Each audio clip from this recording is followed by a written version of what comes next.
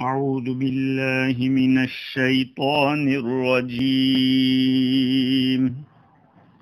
بسم الله الرحمن الرحيم.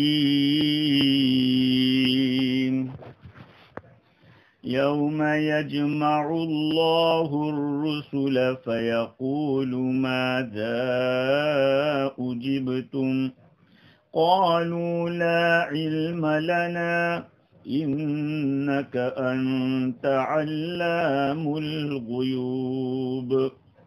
إذ قال الله يا عيسى ابن مريم اذكر نعمتي عليك وعلى والدتك إذ أيدتك بروح القدس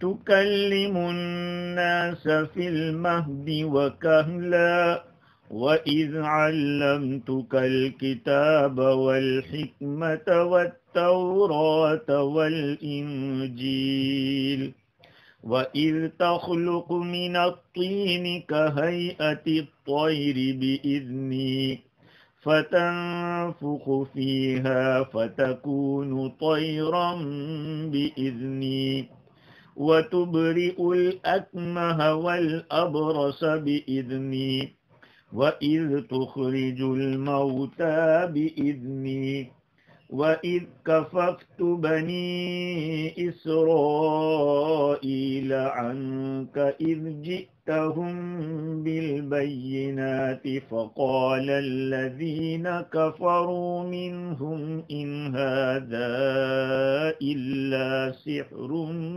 مبين.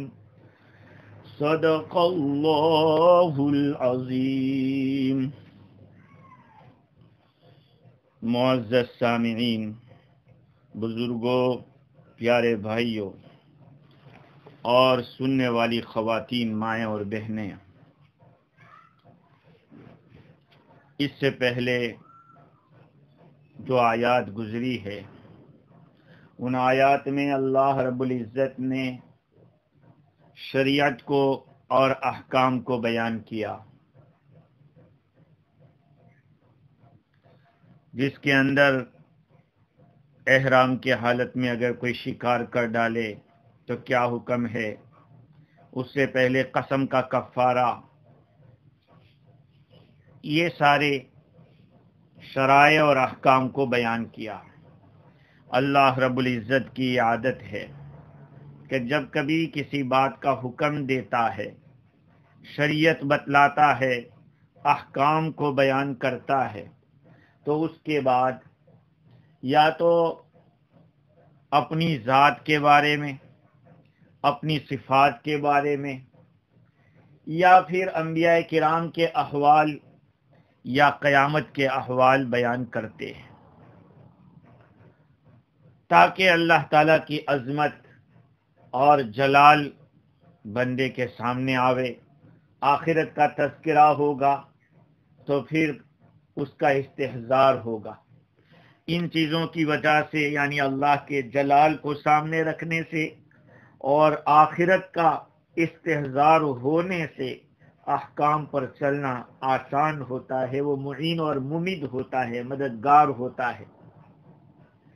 اس لیے اللہ رب العزت نے، چونکہ اس سورت کے شروع سے بہت سارے احکام چلتے آ رہے ہیں، کہیں چوری کی سزا بیان کی، تو کہیں ڈاکہ زنی کی سزا بیان کی، کہیں وضو کے احکام، تیمم کے احکام، حلال اور حرام کا تذکرہ، یہ سب باتیں بیان کر کے اب آخر میں اللہ رب العزت اس سورت کے ختم میں اب 2 رکوع باقی ہے، تو اللہ تعالی قیامت کے حال کو بیان کر رہے ہیں، اور قیامت کے حال کے فوراً بعد حضرت عیسیٰ علیہ السلام کے حالات بیان کریں گے،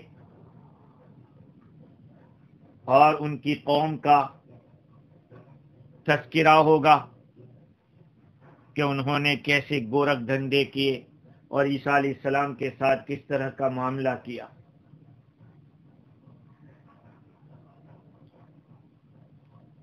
چنانچہ اللہ تعالیٰ فرماتے ہیں یوم یجمع اللہ الرسل فیقول ماذا اجبتم قالوا لا علم لنا انك انت علام الغیوب.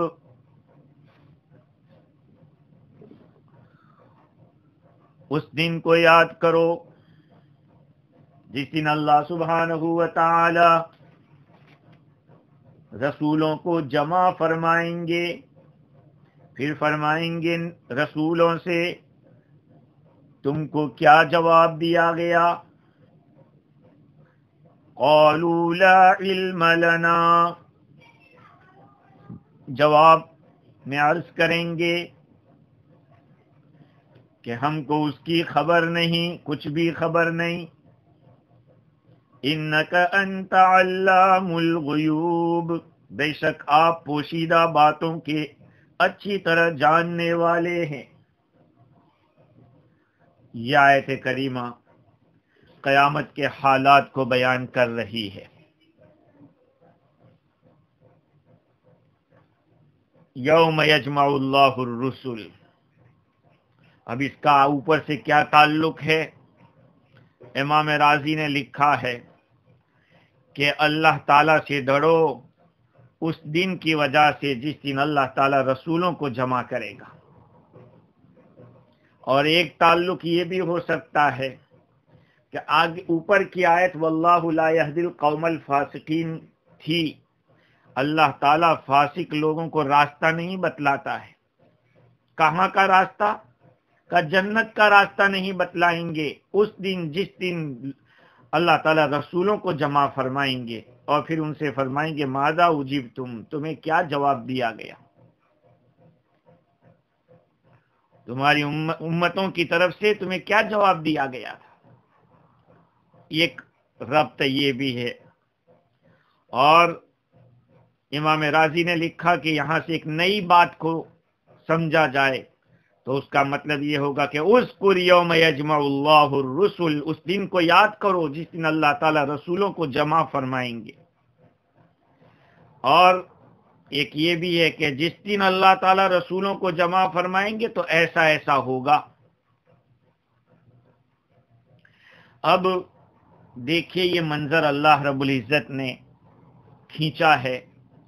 قیامت میں، قیامت کے میدان کے اندر کوئی اتار چڑھاؤ نہیں ہوگا، بالکل صاف کھلا میدان ہوگا جس کے اندر آدم علیہ السلام سے لے کر سب سے آخر میں پیدا ہونے والا انسان، سب کے سب آدم علیہ السلام سے لے کر وہاں تک جتنے بھی ہوں گے کھلے میدان میں کھڑے ہوں گے. چاہے وہ کسی علاقے کا آدمی ہو، کسی ملک کا ہو، کسی زمانے کا ہو، سب وہیں پر ہوں گے. سب سے ان کی عمر بھر کے اعمال کا حساب لیا جائے گا. لیکن اللہ تعالیٰ نے خصوصیت کے ساتھ ساری انسانیت کے اندر برگزیدہ اور قابل احترام شخصیتیں رسول ہیں، اللہ تعالیٰ نے ان کا تذکرہ کیا کہ اس دن یا کو یاد کرو جس دن اللہ تعالیٰ سب رسولوں کو حساب کے لیے جمع فرمائیں گے. جمع تو پورا عالم ہوگا لیکن سب سے پہلے انبیاء کرام سے سوال ہوگا ماذا اجبتم، تم کو کیا جواب دیا گیا تمہاری امتوں کی طرف سے؟ یہ سوال اس لیے ہوگا تاکہ پوری مخلوق دیکھ لے کہ آج کے دن کوئی حساب اور سوال و جواب سے مستثنا نہیں ہے، کوئی چھوٹے گا نہیں، سبھی سے پوچھا جائے گا. سوال کیا ہوگا؟ ماذا اجبتم، جب آپ نے اپنی امتوں کو سمجھایا، اللہ تعالیٰ اور اس کے دین حق کی طرف بلایا، تو ان لوگوں نے آپ کو جواب میں کیا کہا تھا؟ یعنی انہوں نے آپ کی بات مانی تھی یا نہیں مانی تھی؟ آپ کے احکام، بتائے ہوئے احکام پر وہ چلے تھے یا نہیں چلے تھے؟ بظاہر سوال رسولوں سے ہو رہا ہے لیکن در حقیقت امتوں کو سنانا ہے کہ امتوں نے جو اعمال اچھے یا برے کیے ہیں ان کی شہادت سب سے پہلے ان کے رسولوں سے لی جائے گی. یہ امتوں کے لیے بڑا خطرناک نازک وقت ہوگا جس میں ہوش اڑ جائیں گے۔ بھئی جن انبیاء کرام کے اوپر یہ سوچ کر نظر لگائے ہوئے تھے کہ سفارش یہ لوگ کر دیں گے، لیکن آج تو انہی سے سوال کیا جا رہا ہے، اور انبیاء کرام تو کوئی خلاف بات کہیں گے نہیں۔ اس لیے مجرموں کو اور گنہگاروں کو یہ اندیشہ ہوگا کہ جب خود انبیاء علیہ السلام ہی ہمارے جرائم کے، ہمارے گناہوں کے گواہ بنے، تب کون ہے جو ہماری سفارش کر سکے؟ بھئی قصور تو امتوں کا، جنہوں نے نہیں مانا ان کا ہوگا، لیکن رسولوں سے پوچھا جائے گا کہ تم کو جواب کیا دیا گیا۔ قرآن مجید میں ایک اور مقام کے اوپر اسی طرح کی ایک بات اللہ تعالیٰ نے بیان فرمائی ہے، وَإِذَا الْمَوْءُودَةُ سُئِلَتْ بِأَيِّ ذَنبٍ قُتِلَتْ۔ ایک زمانے میں لڑکیوں کو زندہ درگور کر دیتے تھے، دفن کر دیتے تھے، تو قیامت کے میدان میں پوچھا جائے گا، اس لڑکی سے پوچھا جائے گا، وَإِذَا الْمَوْءُودَةُ سُئِلَتْ، اور جب کہ زندہ درگور کی ہوئی لڑکی سے پوچھا جائے گا، بِأَيِّ ذَنبٍ قُتِلَتْ، تو کس گناہ کے عوض میں، کس گناہ کے بدلے میں قتل کی گئی۔ اسے پوچھا جائے گا کہ کیوں قتل کی گئی تھی۔ یہ سوال تو قاتل سے ہونا چاہیے کہ تو نے کیوں قتل کیا تھا، لیکن اس کو ڈانٹ پلانا ہے، جس نے قتل کیا تھا اس کی سرزنش کرنا ہے۔ تو یہ انبیاء کرام سے جو سوال ہوگا، اس سے مقصود امتوں کو اور قوموں کو ڈانٹ پلانا اور ان کی سرزنش کرنا ہے۔ انبیاء کرام کا جواب کیا ہوگا؟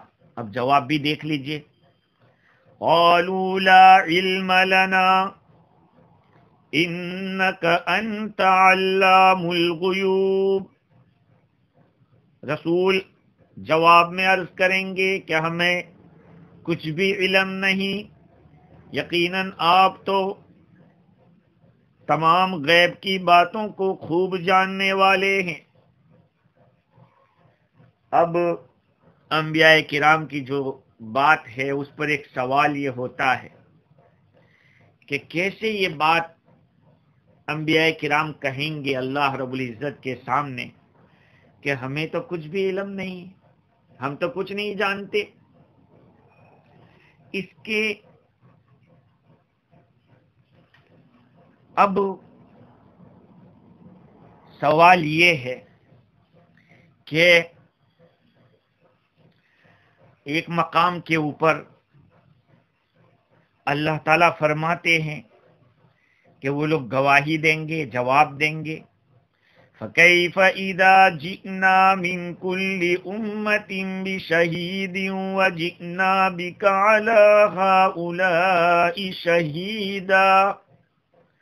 پھر کیسا ہوگا جب ہم ہر امت میں سے ایک گواہ لائیں گے اور ہم آپ کو ان کے اوپر گواہ بنائیں گے۔ اسی طرح قرآن مجید میں ایک اور مقام پر ہے، وَكَذَلِكَ جَعَلْنَاكُمْ أُمَّةً وَسَطًا لِتَكُونُوا شُهَدَاءَ عَلَى النَّاسِ، اور ہم نے تم کو ایک درمیانی امت بنایا ہے۔ اس امت محمدیہ کے بارے میں الف الف صلاۃ علی صاحبہا، ہم نے آپ کو ایک درمیانی امت بنایا ہے تاکہ تم دوسری امتوں کے اوپر گواہ بنو، ان کے خلاف گواہ بنو، اور رسول تمہارے اوپر گواہ بنے۔ تو جب ہماری یہ امت دوسرے لوگوں کے لیے گواہ بن سکتی ہے تو وہ دوسرے انبیاء کرام اپنی امتوں کے لیے کیسے گواہ نہیں بنیں گے؟ تو اب سوال یہ ہو رہا ہے کہ یہاں تو انبیاء کرام کا جواب ہے لا علم لنا، ہمارے پاس اس کا کوئی علم نہیں ہے، اور دوسری جگہ پر ہے کہ وہ گواہ بنیں گے، جواب دیں گے۔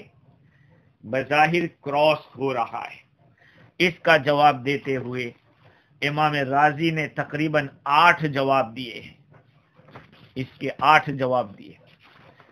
ایک جواب تو یہ دیا کہ جس کو اکثر مفسرین نے دیا ہے کہ قیامت کے جو حالات ہوں گے، اس کے جو زلزلے ہوں گے، جس سے دل بھی اپنی جگہ سے ہٹ جائیں گے، حالات کو دیکھ کر گھبرا جائیں گے، تو انبیاء علیہ السلام بھی ان حالات کو دیکھ کر بہت ساری باتیں ان کے دماغ سے ذہول ہو جائے گی، غائب گلہ ہو جائے گی، تو اس وقت یہ کہہ دیں گے لا علم لنا، ہمارے پاس کوئی علم نہیں اس کا۔ لیکن جب ان کے قلوب سنبھل جائیں گے، اس وقت وہ اپنی امتوں کے لیے گواہی دیں گے۔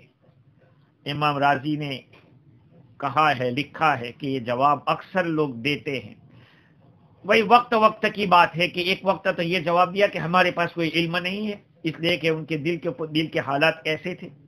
جب پرسکون حالات ہوں گے تو جواب بھی دیں گے، گواہی بھی دیں گے۔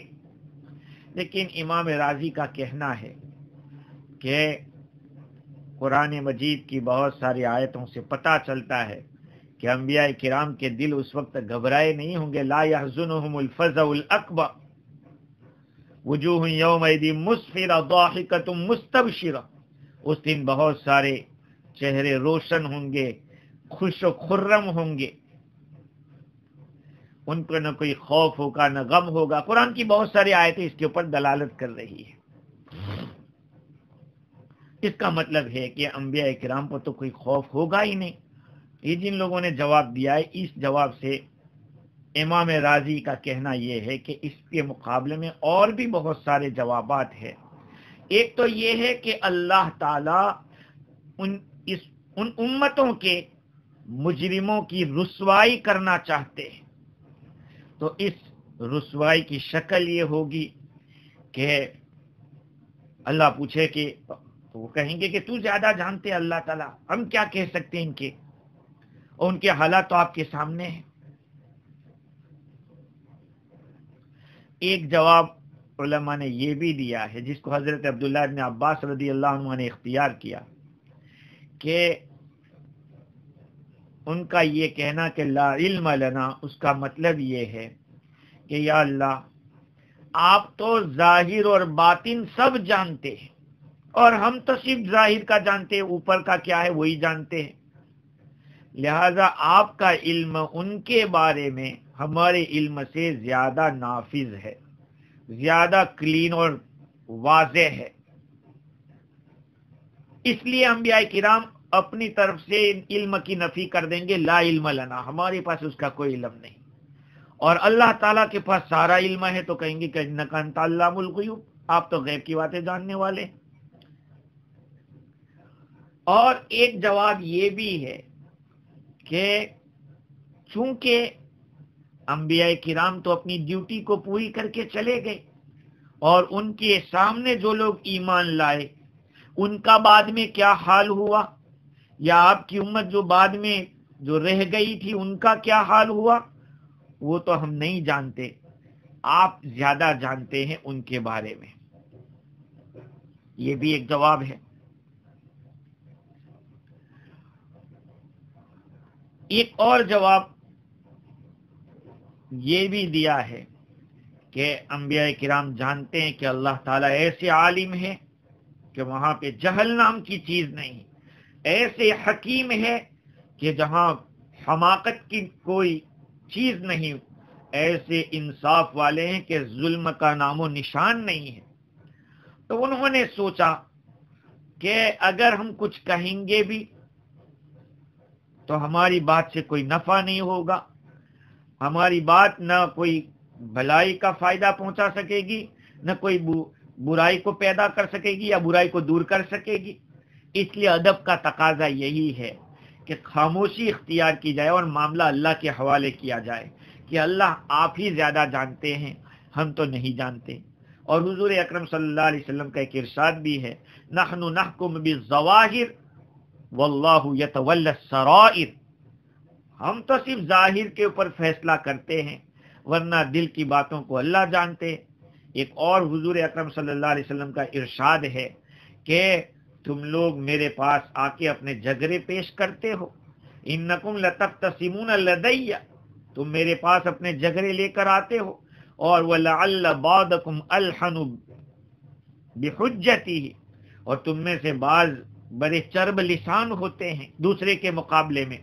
اب میں نے کسی کا ناحق فیصلہ کر دیا تو یاد رکھو اس کے لیے جہنم کا ٹکڑا نکالا گیا، اس کو جہنم کا ٹکڑا دیا گیا. بعض دفعہ ایسا ہوتا ہے کہ دو آدمی ہے، دونوں میں کوئی معاملہ ہو، کوئی میٹر ہے ان کا، اس میں ایک بڑی میٹھی زبان سے اور چرب زبان ہے، لفاظی سے بات نکال لیتا ہے اور اپنے فیور میں فیصلہ کرا دیتا ہے. لیکن اس کا یہ مطلب ہرگز نہیں ہوتا کہ اس نے فیصلہ کرا دیا تو وہ حق پہ ہو گیا، نہیں. اس سے ایک اور بات بھی معلوم ہوئی. حضور کیا فرمائے کہ تم لوگ میرے پاس اپنے جھگڑے لے کر آتے ہو، تم میں سے بعض لوگ بہت زیادہ الحن ہوتے ہیں، چرب لسان ہوتے ہیں، دلیل اچھی طریقے سے پیش کر دیتے ہیں. اب اگر ہم نے ناحق فیصلہ کر دیا ہے، ظاہر پر دیکھ کر فیصلہ کر دیا، تو گویا کہ اس کے لیے جہنم کا ٹکڑا دیا گیا ہے. یہاں ایک بات معلوم ہوئی علم غیب کا مسئلہ، کہ اگر علم غیب ہوتا تو حضور یہ نہیں فرماتے، وہاں تو پکی بات ہوتی. خیر، یہ ایک مسئلہ ہے اپنی جگہ پر. اب امام رازی نے تقریباً اس طرح کے 8 جوابات دیے. اللہ تعالیٰ انبیاء کرام سے سوال کریں گے، اور سوال کے بعد انبیاء کرام کا جواب کیا ہوگا.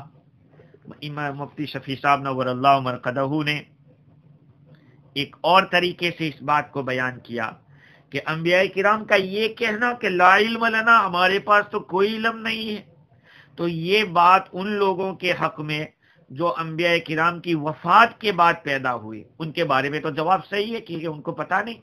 لیکن ان لوگوں کے بارے میں جو انبیاء کرام کی انتھک کوشش سے ان کے ہاتھ پر اسلام لائے اور ان کے احکام کی پیروی کی، ان کے سامنے شریعت پر چلتے رہے، اسی طرح وہ کافر جنہوں نے انبیاء کرام کی بات نہیں مانی اور دشمنی کرتے رہے، ان کے بارے میں یہ کہنا کیسے صحیح ہوگا کہ لا علم لنا، ہمارے پاس علم نہیں ہے، ہمیں ان کے ایمان و عمل کا کوئی پتہ نہیں. اس کا جواب دیتے ہوئے مفتی شفیع صاحب نور اللہ مرقدہ نے تفسیر بحر محیط کے حوالے سے امام عبداللہ رازی کا یہ جواب نقل کیا کہ یہاں 2 چیزیں الگ الگ ہیں. ایک ہوتا ہے علم، ایک ہوتا ہے ظن. ظن کے معنی گمان.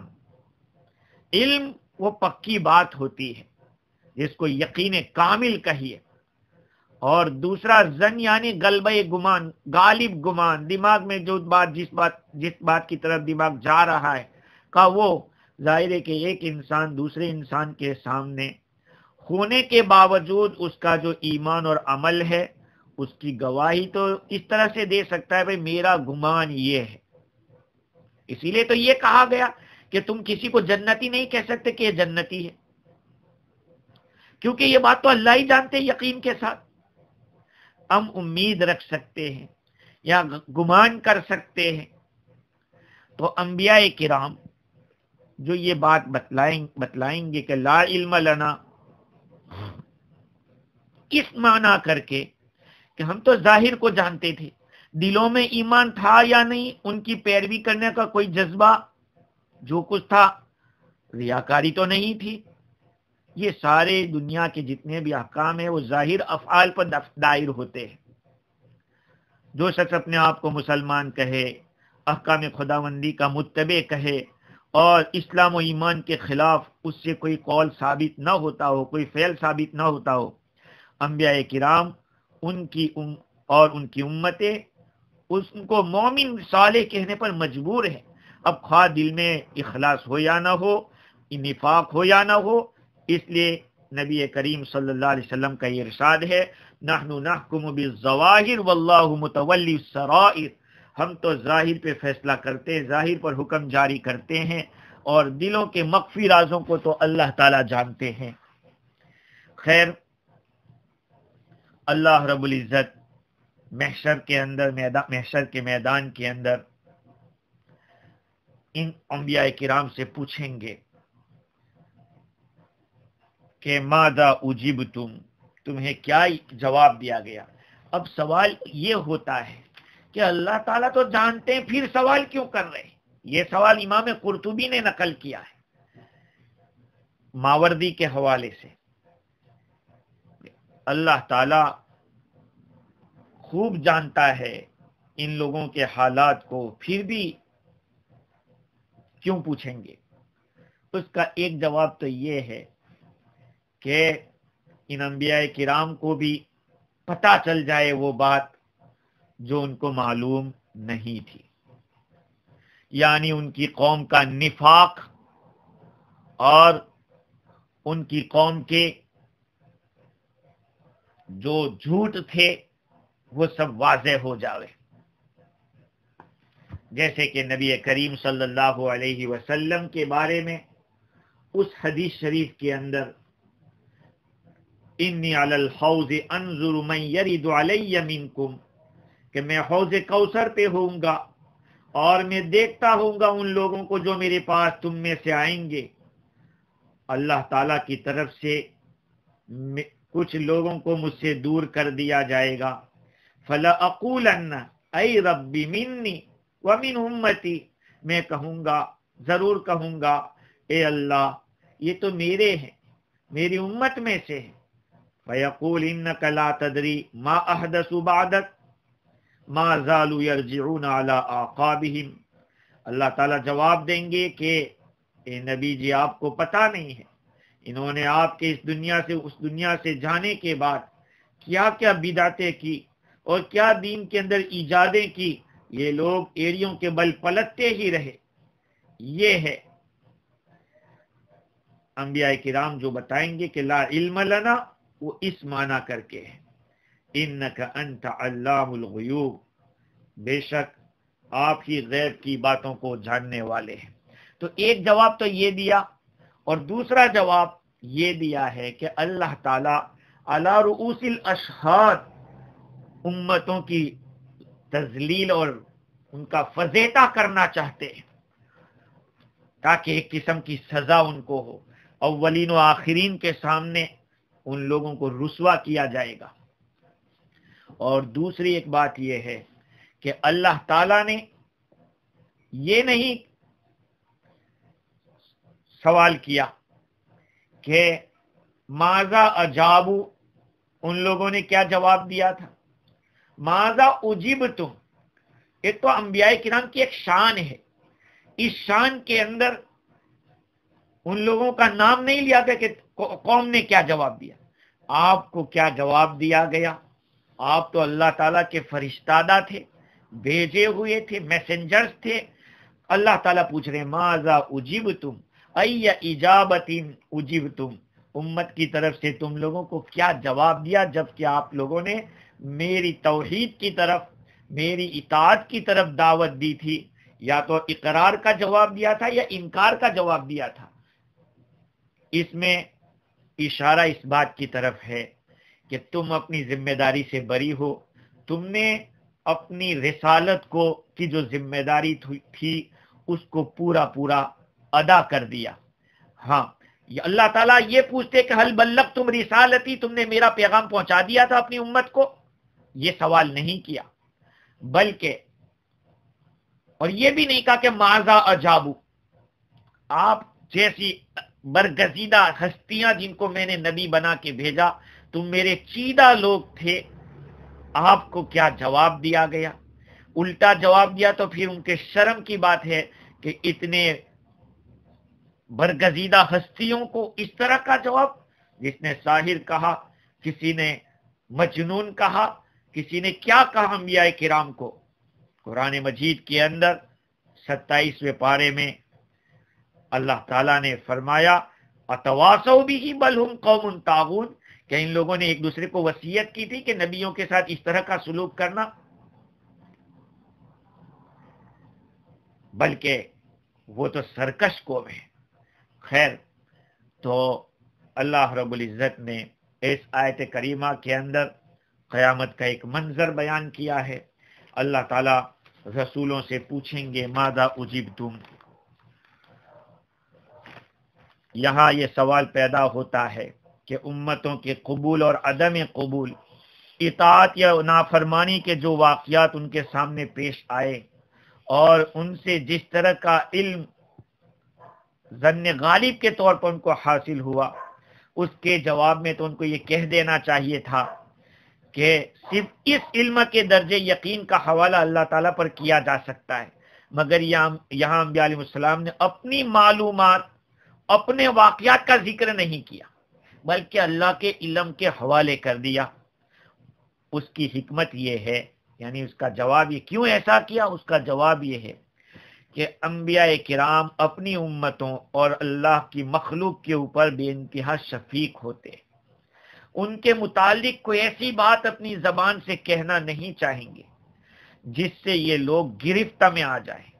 ہاں کوئی مجبوری ہی ہوتی تو کہنا پڑتا، یہاں علم یقین نہ ہونے کا عذر موجود تھا، اس عذر سے کام لے کر اپنی زبانوں سے اپنی امتوں کے خلاف کچھ کہنے سے بچ سکتے تھے۔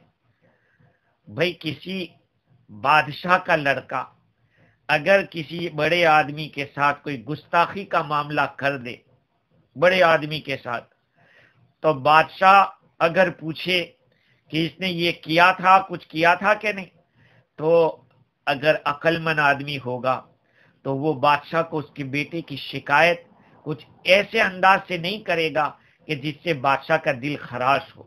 یہ تو اللہ ہی کے تو بندے ہیں اور اس نبی کی تو امت ہے، اس لیے اگر یہ بھی کہہ دیتے کہ انہوں نے یہ کیا تھا تو ظاہری بات ہے کہ امت تو انہی کی ہے۔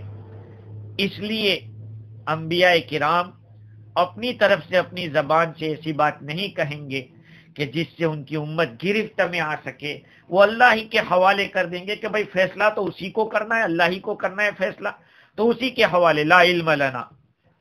اور پھر اللہ کا بھی کہہ دے کہ انک انت علام الغیوب، پوشیدہ باتوں کو تو آپ ہی زیادہ جانتے ہو، اچھی طرح جانتے ہیں۔ خلاصہ کلام یہ ہے کہ اس آیت میں قیامت کے ایک ہولناک منظر کی جھلک پیش کی گئی ہے۔ حساب کا جو موقف ہوگا، اللہ تعالیٰ کے سب سے زیادہ برگزیدہ اور مقبول بندے کھڑے ہیں، لرز رہے ہیں، تو دوسروں کا کیا حال ہوگا؟ اس لیے میرے بھائیوں، اس دن کی فکر آج ہی سے کرنی چاہیے۔ ہاں اللہ نے زندگی ہمیں دی ہے، ہمارے سامنے کتنے لوگ چلے گئے، کتنے لوگ چلے گئے۔ ہاں حضور اکرم صلی اللہ علیہ وسلم کی احادیث کو پڑھیں، جس کے اندر آپ کو پتہ چلے گا کہ کیسے حساب کے مناظر کو حضور نے بیان کیے ہیں۔ ایک حدیث پیش کرتا ہوں کہ ابن آدم کے دونوں قدم قیامت کے دن ہٹ نہیں سکیں گے یہاں تک کہ اسے 5 سوال کر لیے جائیں، اس کی عمر کے بارے میں کہ کہاں بتایا عمر کو، جوانی کے بارے میں کہ جوانی کہاں ختم کی تھی، مال کے بارے میں کہاں سے کمایا، کہاں خرچ کیا، اور علم کے بارے میں کہ کیا عمل کیا، اپنے علم پر کیا کیا تم نے۔ یہ 5 سوال ہماری زندگی کے اندر ہونے والے ہیں۔ اس لیے میرے عزیزو، تفسیر سن کر اپنے دل میں ضرور اس بات کا داعیہ پیدا کریں کہ یقیناً یہ کچھ کام کرنے کا ہے۔ بڑے بڑے ملینر اور ملٹی ملینر آج وہ پیوند خاک بنے ہوئے ہیں، اور کورونا نے تو ایسا کر دیا کہ جیسا لگ رہا ہے کہ اب یہ دنیا زیادہ نہیں رہے گی، اب یہ دنیا اپنے واپسی کا سفر بہت تیزی سے کر رہی ہے اور بہت تیز حالات بدلتے چلے جائیں گے۔ حضرت عیسیٰ علیہ السلام کا بھی تذکرہ آ رہا ہے، جو دنیا کے اندر دنیا کے ختم ہونے سے پہلے آئیں گے۔ حضور اکرم صلی اللہ علیہ وسلم کی شریعت کو وہ کے اوپر عمل کریں گے اور بحیثیت نبی کے نہیں، حضور کی شریعت کو وہ چلائیں گے، حضور کی شریعت پر چلیں گے۔ خیر، آگے کی آیت میں اللہ تعالیٰ نے حضرت عیسیٰ علیہ السلام کا تذکرہ کیا ہے۔ جیسے کہ ابھی آپ کو معلوم ہو گیا کہ انبیاء کرام سے سوال ہوگا ماذا اجبتم، مقصد اس کا یہ ہے کہ ان کی قوم کی سرکشی اور ان کی جو حد درمی تھی اس کو واضح کیا جائے، ان کو ڈانٹ پلائی جائے، ملامت کی جائے، تو ہر نبی کی امت کا اس طرح سے معاملہ ہوگا، ارے اس ملامت کے زیادہ لائق تو یہ نصارہ اہل خسارہ ہے، جنہوں نے حضرت عیسیٰ علیہ السلام کے متبع ہونے کا تو دعویٰ ہے، لیکن سب سے خطرناک کام جو کیا ہے ساری امتوں میں وہ انہوں نے کیا ہے، اس لیے کہ دوسری امتوں کا جو عمل تھا یا جو ان لوگوں کا آبجیکشن تھا وہ نبیوں پر تھا، نبیوں کے اوپر وہ لوگ تانا زنی کرتے تھے اور اعتراض کرتے تھے، لیکن ان لوگوں کا اعتراض تو نبیوں سے تجاوز کر کے حق جل وعلا تک پہنچ گیا، انہوں نے اللہ تعالیٰ کی ذات کو ایسی صفات کے ساتھ متصف گردانا جو ایک عقل مند آدمی نہیں کر سکتا، انہوں نے اللہ رب العزت کو کیا کہا؟ مریم کا شوہر کہا، بیوی مریم علیہ السلام کو کہا، حضرت عیسیٰ علیہ السلام کو خدا کہہ دیا، بعضوں نے خدا کے بجائے بیٹا کہہ دیا، تو یہ ایسی چیزیں ہیں کہ جس سے ان کو ڈانٹ پلائی جائے۔ ڈانٹ کیسے پلائی جائے گی؟ ان کے سامنے اللہ رب العزت قیامت کے میدان میں ذکر کریں گے کہ عیسیٰ علیہ السلام پر کیا کیا نعمتیں اللہ نے نازل کی، اللہ نے ان کو کیا کیا شرافتیں بخشی اور عزت بخشی، تو رسولوں کے سامنے ایک ایک کر کے اللہ تعالیٰ نعمت شمار کریں گے۔ اللہ تعالیٰ فرماتے ہیں اذ قال اللہ یا عیسی ابن مریم اذکر نعمتی علیک وعلی والدتک، اور اس دن کو یاد کرو جس دن اللہ تعالیٰ عیسیٰ بن مریم علیہ السلام سے فرمائیں گے اذکر نعمتی، میرا احسان یاد کرو جو آپ کے اوپر رہا، میرے نعمت کو یاد کرو جو آپ کے اوپر اور آپ کی والدہ کے اوپر رہی۔ اذ ایدتک بروح القدس، جبکہ میں نے